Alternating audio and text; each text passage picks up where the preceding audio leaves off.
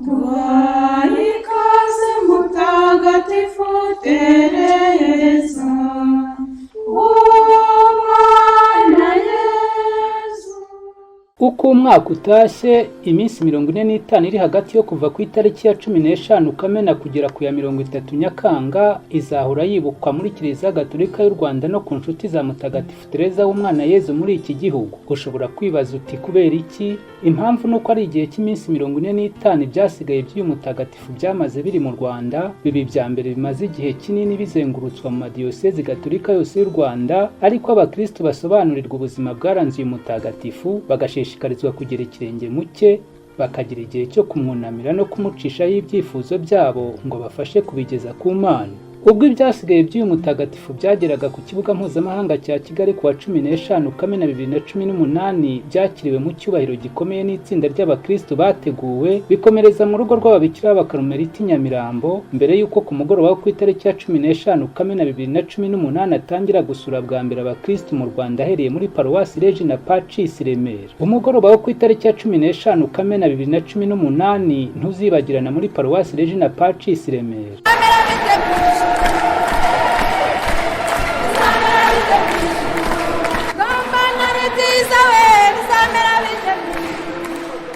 Imbere y'abakristo bari buzuye ingoro y'iyi paruwasi, hari kandi nyiricyubahiro Musenyeri Muvandimwe Jean Claude wari igisonga cya Arikepiskopi wa Kigali icyo gihe, abasaseredoti n'abandi bihaye Imana banyuranye.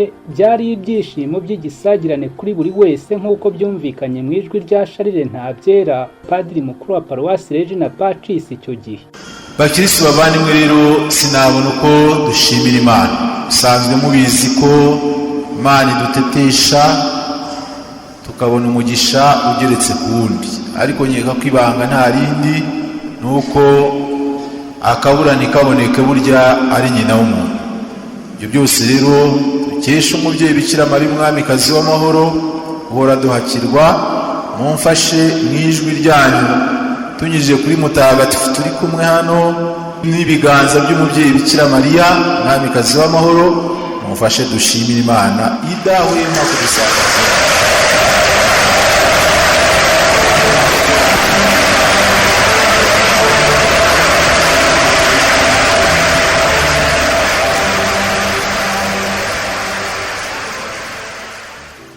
Buri wese ashobora kuba umutagatifu abashije kwemera ishingiro ryabwo nk'uko ryavumbuwe na Mutagatifu Tereza w'umwana Yezu. Ibi byagarutswe na Padiri Ndatimana Jean Claude, umwe mu bateguye gahunda yo kuzana mu Rwanda ibyasigaye by'uyu mutagatifu mu nyigisho yatanze. Tereza yavumbuye ko ikizamufasha kugera ku butagatifu ari ukubaho ubuzima busanzwe, ugakora ibintu bisanzwe mu buryo budasanzwe. Tereza ati ikifasha umuntu kugera ku butagatifu ni ugukora ibintu bisanzwe, ni ukubaho ubuzima busanzwe ariko ukabaho mu buryo budasanzwe. Ubwo buryo budasanzwe ni urukundo ushyira mu byo ukora. Ati ikizatugeza ku butagatifu ntabwo ari umubare munini w'ibikorwa dukora, ahubwo ni urukundo rwinshi dushyira mu bikorwa bito dukora. Ubutumwa bwa nyiricyubahiro Tadeyo Ntihinyurwa wari umushumba Arikidiyosezi ya Kigali mu ijwi rya Padiri Jean de Dieu wari umunyamabanga we, bwibukije abakristo isano yo kuba u Rwanda rwarasuwe na Bikira Mariya rukongera gusurwa na Tereza w'umwana Yezu mu byasigaye bye bitagatifu nyuma y'imyaka 37, ndetse bukomoza no ku ruhare rw'umuryango mu kubaka ubukristo bubyara ubutagatifu.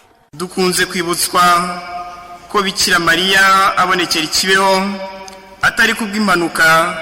Yavuze ati ndi nyina wa Jambo, ni ukuvuga nyina cyangwa umubyeyi wemeye kuba umwana ubuziraherezo Yezu Kristo. Bikira Mariya yari azi rwose kubwo bubyeyi kimwe no kubaha ubuzima ndetse na filiation biri kugenda bikendera ku isi. Tereza yemeye kandi yegukira iyo nzira. Uyu mutagatifu yabaye urubuto rw'urukundo abagize urugo bakesha Nyagasani Yezu Kristo, maze nawe arwakirana ishyaka n'ituze bidasanzwe. Ababyeyi be Ludovico na Zeria Martini baherutse gushyirwa mu rwego rw'abatagatifu. Icyo gihe i Roma hari sinodi y'abepiskopi yigaga ku bibazo byugarije umuryango kuri ubu, kandi arikidiyosezi yacu yayitanzemo umusanzu ugaragara mwanagizeho uruhare. Tubonye rero umwanya mwiza wo gushagara Yezu Kristo Tereza yeguriye ubuzima bwe muri Karumeli, ubwo ku myaka 15 gusa yari amaze kumva neza ko ibyo yatojwe n'ababyeyi be byabaye intango yo kumukunda no kumukundira.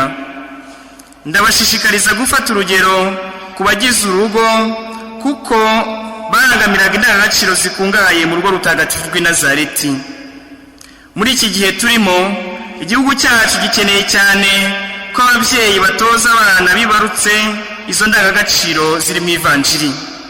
Kuba rero tugize umugisha wo kwakira ibisigazwa bitagatifu by'uwo mwana w'umukobwa wagize ishyaka ryo gutunganira Imana rurema, ni mucyo muri byinshi tuzamenya kandi tugacengera, twibuke ubwiza bw'urugo rusengera hamwe, kandi ibyo birakenewe hano iwacu. Inyigisho n'ubutumwa burambuye bwatangiwe i Remera muri Paruwasi Regina Pacis ubwo bakiraga Tereza w'umwana Yezu mu byasigaye bye bitagatifu kwa 15 Kamena 2018 byaragahebuzo. Ntuzacikwe na video yacu itaha. Komeza udusabire gutera imbere mu kwizera.